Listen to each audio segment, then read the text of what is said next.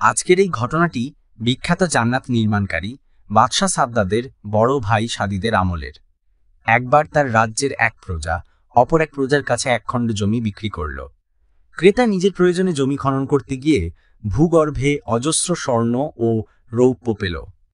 সে উহা সম্পূর্ণ জমি বিক্রেতার কাছে নিয়ে গিয়ে বলল, তোমার জমির নিচে এই মাল পাওয়া গিয়েছে, এটা গ্রহণ করো। জমি বিক্রেতা বলল, ওই মাল আমি গ্রহণ করব কেন? উহার মালিক তো তুমি, কেননা আমি এই জমি তোমার নিকট বিক্রয় করেছি। ক্রেতা বলল, আমি তো তোমার নিকট থেকে কেবল জমিটুকু খরিদ করেছি, ভিতরের মাল নয়। শেষ পর্যন্ত বাদশাহ সাদিদের কাছে এর বিচার গড়াল। এই দুইজনের কথা শুনে বাদশাহ অবাক হয়ে গেলেন। বাদশাহ উভয়ের নিকট প্রশ্ন করে জানতে পারলেন যে জমি ক্রেতা ও বিক্রেতার একজনের একটি পুত্র এবং অন্যজনের একটি কন্যা সন্তান আছে।